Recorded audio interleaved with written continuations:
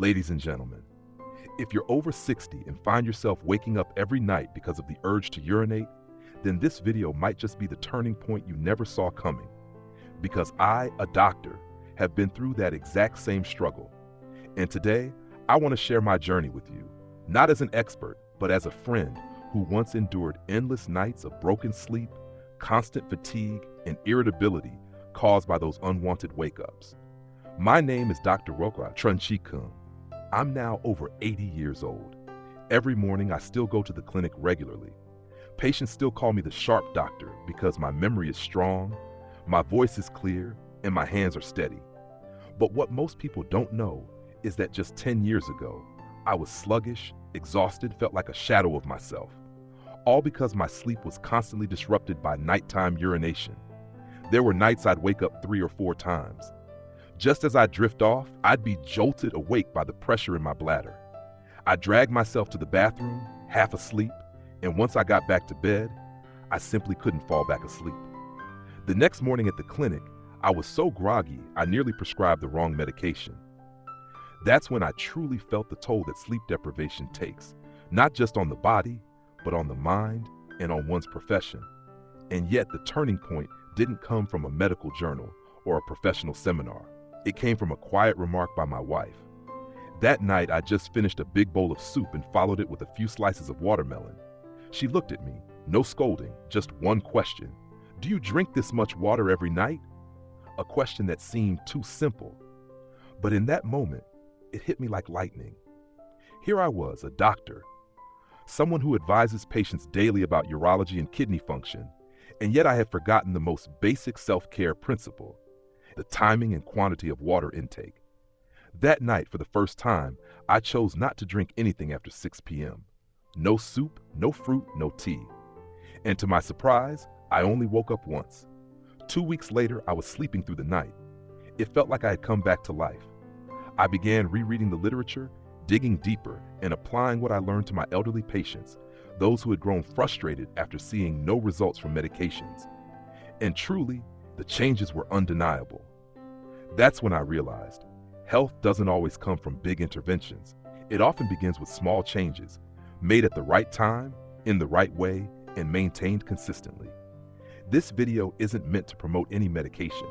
I simply want to share what I've lived through, practiced, and seen work, so that if you're suffering from nighttime urination, you'll know you can improve and you don't have to just endure it. And that journey can begin tonight. For me, one of the very first things I changed, and also the one that brought the most noticeable effect, was how I drank water in the evening. Throughout my years in practice, I used to tell patients, drink lots of water to help your kidneys flush out toxins. But I also came to see that this advice can't be applied rigidly to every moment of the day, especially for older adults at night. Many people still think water is good, so the more the better, morning, noon, or night. But in reality, our bodies don't function like a faucet that's always on. During the day, our kidneys work actively to filter and expel fluids. But at night, the body enters a remarkable state. It begins conserving water, thanks to a hormone called ADH, the antidiuretic hormone. Because of this hormone, we're able to sleep 6 to 8 hours without needing to use the bathroom. But over time, this mechanism weakens. And if after dinner you continue to drink lots of water, eat soup, snack on watery fruits like watermelon, pears, or cantaloupe, or sip on tea or a bit of alcohol, all that fluid, no matter how healthy, becomes a burden on your bladder and kidneys during the night. I once had a patient, Mrs. Tom, 74 years old, who told me she drank a cup of herbal tea every night to help her sleep because she'd heard that tea was calming. But the problem was, she had to get up twice every night to urinate. I asked her, "When do you drink the tea?" She replied, "Around 8:30 p.m. after I wash my face." I gently suggested she try changing that habit. She didn't have to give up tea, just shift it to lunchtime instead. And in the evening, if her mouth felt dry, simply rinse with warm water before going to bed. That's all. And to our delight, not even 3 days later, she called me, laughing. "Doctor, I slept straight through the night. Didn't wake up once." Sometimes we forget that good health isn't just about what we consume, but also when. eating or drinking the right things at the wrong time can still leave the body fatigued. So if you're dealing with nighttime urination, I'd like to offer this simple suggestion. Try limiting your fluid intake after 6 p.m.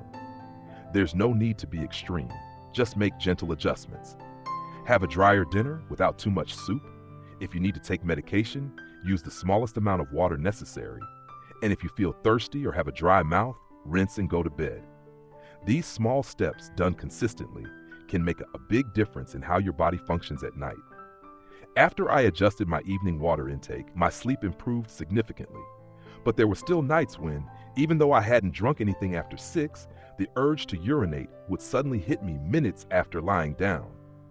I began to wonder, where is this water coming from? The answer surprised me. Water doesn't just come from what we drink, it also comes from what our bodies retain throughout the day, especially in our legs. When we walk, stand for long periods, or sit for extended hours, the fluids in our bodies, under the pull of gravity, gather in the lowest parts, the ankles and calves. Those who often experience mild leg swelling know well the feeling of socks leaving deep marks in the skin by the end of the day. That fluid, while we're upright, settles quietly in the legs. But once we lie down, it begins to flow back, returning to the bloodstream, then to the kidneys, and becomes urine. That's why some people say, "But I didn't drink much during the day. Why do I feel the need to pee as soon as I lie down?" Because in truth, the water is coming back from your legs. The solution is simple. No medications or machines needed. Just set aside 15 to 20 minutes each evening after dinner to elevate your legs above heart level. You can lie on your back and rest your legs up against a wall in an L shape, or more simply, use a few pillows under your legs while lying on the sofa. You don't need to stay still. Feel free to watch the news, listen to music, or chat, as long as your legs are raised. One of my patients, Mr. Num, 77 years old, spent his life working at the fish port and always had mild leg swelling. He told me he used to wake up 3 times every night to urinate, and his body constantly felt tired. I showed him how to elevate his legs each evening after dinner while watching the evening news. 3 days later, he came back beaming, "Doctor, this works better than pills. Now I only wake up once, and I feel so much lighter in the morning." There was also Mrs. Land, 71, who retired after 30 years working in a supermarket. She had chronic leg swelling and difficulty walking. After combining leg elevation in the evening with wearing light compression socks during the day, within just a week, her nightly bathroom trips were cut in half. Her sleep became deeper, and she said, "I never imagined such a small habit could make me feel this much better." You might be wondering, how does elevating your legs help you sleep? It's not that it relaxes your body or soothes your nerves. What it does is help your body process the fluid that's built up in your legs before you go to bed. Once that fluid has been flushed out, your kidneys won't have to work as hard at night, and your bladder won't be pressured into action too early.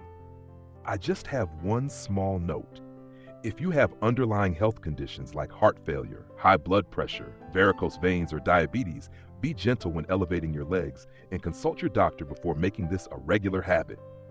It's a small routine, but with big results. And the best part is, you can start tonight.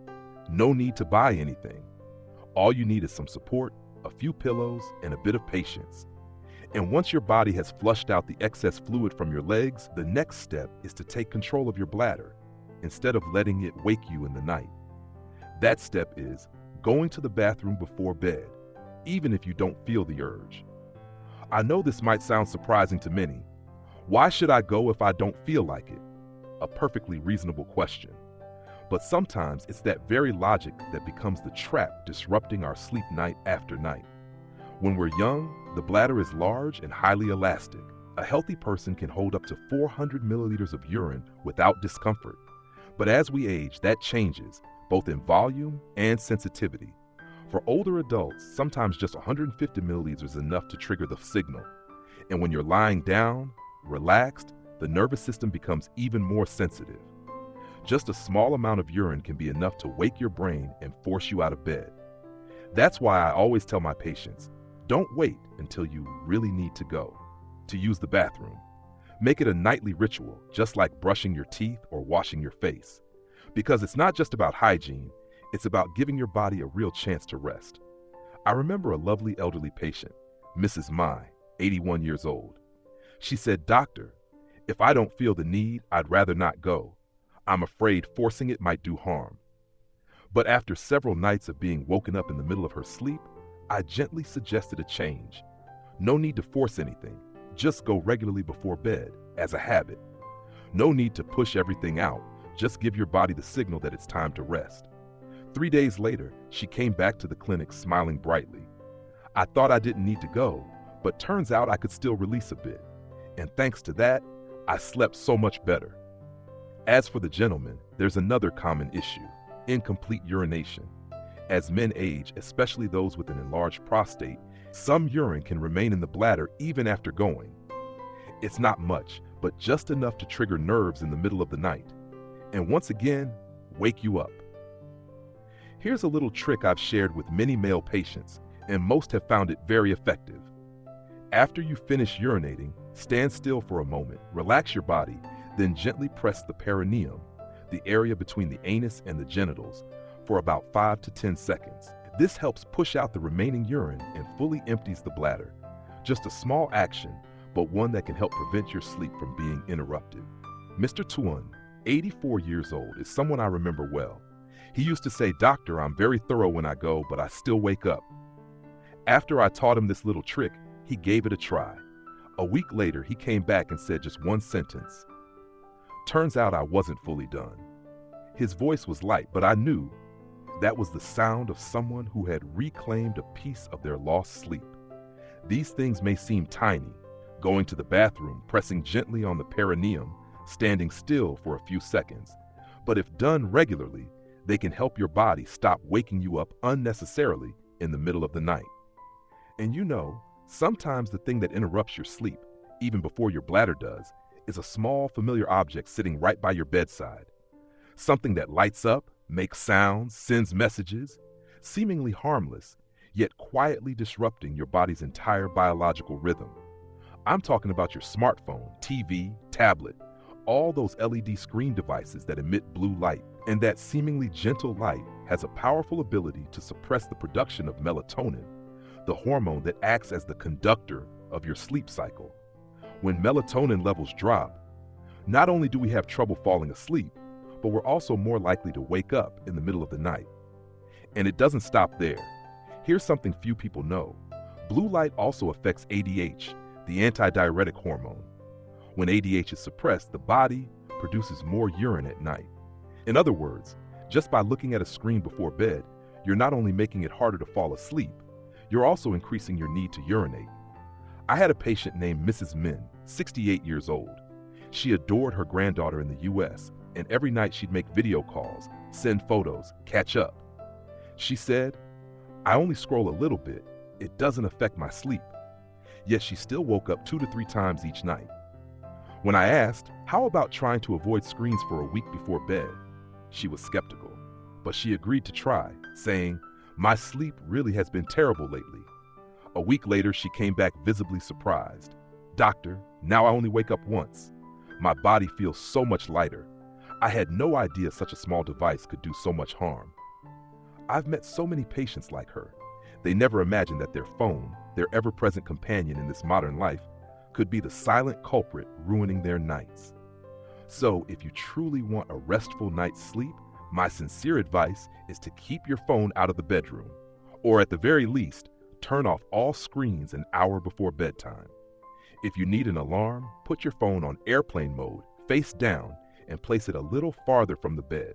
That way, you avoid both the light and the unconscious urge to grab it and scroll. If you want something to relax with, pick up a paperback book or use an e-reader with a blue light filter. And if you're afraid of tripping when going to the bathroom at night, prepare a soft red or amber nightlight, just bright enough to guide your way without disrupting your body clock. And finally, don't forget, it's not just the light that affects your sleep. The content you consume, news, sad stories, dramatic videos, can stimulate your nervous system. Your brain thinks it's still working, and it becomes much harder to enter deep sleep. Try spending just 1 week without bringing your phone to bed. You'll notice something remarkable. Your mind begins to settle.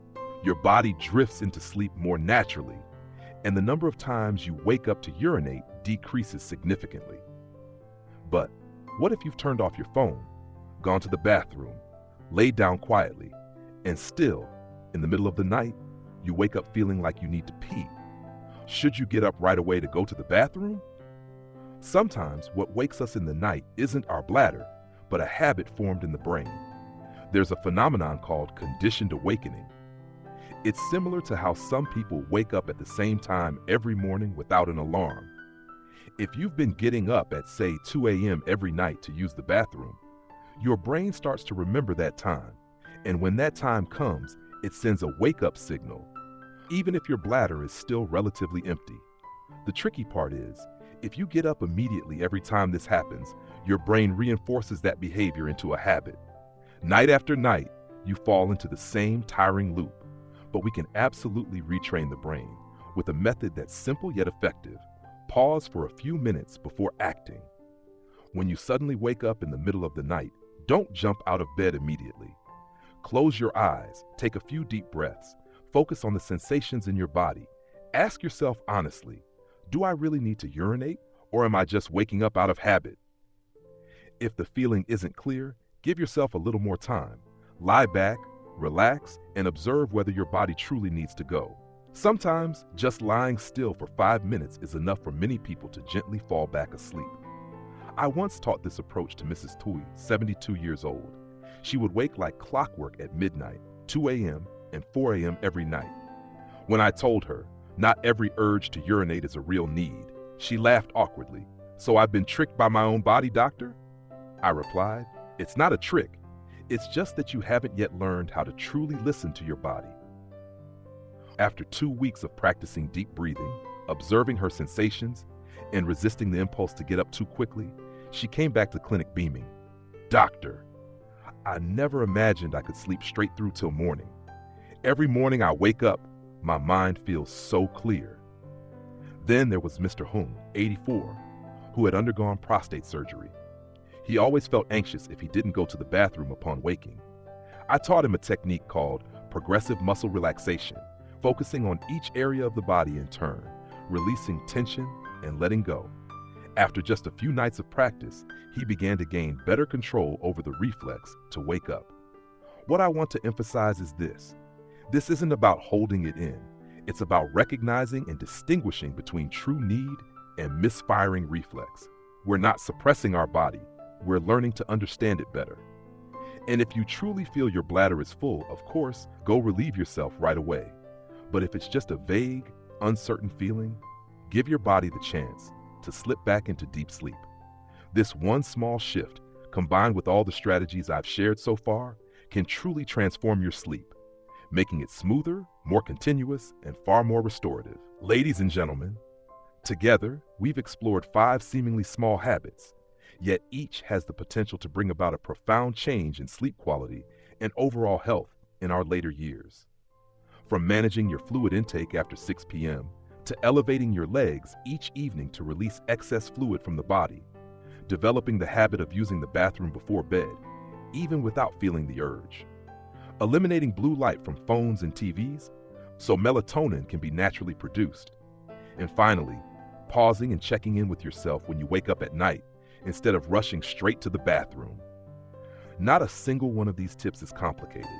They don't require medication, cost no money, and take little time. All they need is a bit of awareness, a bit of patience, and most importantly, a bit of love for your own body. I still remember an elderly gentleman once told me, "Doctor, I used to think that with old age, this is just something I had to live with. But to my surprise, just changing 1 or 2 small things, I've been able to sleep through the night again, like I did when I was 50. And that made me believe it's never too late to start a good habit. Our bodies, no matter how many years they've endured, are always quietly listening to how we treat them. And once we begin to care the right way, they respond with peaceful nights, gentle mornings, steady steps, and a clear, bright mind. Today, you don't need to adopt all 5 habits at once. Just pick one. Maybe it's skipping water after 6 p.m., or raising your legs for 15 minutes before bed. Start there, and day by day, week by week, you'll begin to notice better sleep, steadier health, and a lighter, more peaceful life. If this video has been helpful to you, please click subscribe and like so we have more motivation to share meaningful, relatable content in the future. And if you know a friend or family member struggling with nighttime urination or insomnia, please share this video with them. Who knows, you might be the one who helps plant the seed of peaceful sleep they've long been missing. Thank you for listening, and see you in the next video. Wishing you health, happiness, and true peace in every breath.